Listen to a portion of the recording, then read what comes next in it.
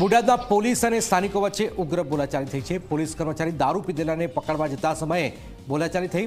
સ્થાનિકો અને પોલીસ વચ્ચેની બોલાચાલીનો વિડીયો સામે આવ્યો છે। મોટી સંખ્યામાં મહિલાઓએ પોલીસ સ્ટેશન પહોંચી મહિલાઓએ દારૂના વેચાણ બંધ કરવા માટે રજૂઆત કરી। બોટાદમાં દારૂનો વેપાર કરનારાઓને પોલીસ પકડતી નથી, દારૂ પીવાવાળાને પકડે છે તેવા મહિલાઓએ આરોપ લગાવ્યા છે। બોટાદમાં તાત્કાલિક અસરથી દારૂ વેચાણ બંધ કરવાની માંગ પણ થઈ રહી છે।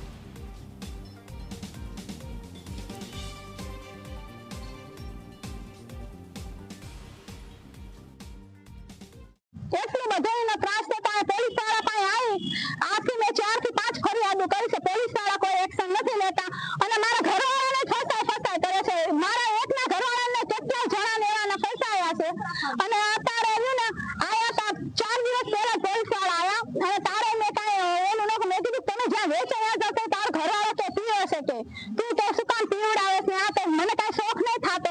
હું તો કહું છું કે બંધ કરાવો દારૂ, બંધ કરાવો, કેમ કે મારો ઘરવાળો મને બધાના ઘરમાં પ્રોબ્લેમ છે દારૂની લીધે। આ પોલીસ વાળા કોઈ એક્શન નથી લેતા અને મેં એમ કીધું કે હાલો તમને ઘોઘાના ઘરે લઈ જાઓ તો એક પોલીસ વાળો પહેલા મારા વાળ પકડી લીધા અને આટીમાં વાળ લઈને બીજો પોલીસ વાળો રહે મને લાફા મારવા માંડ્યો અને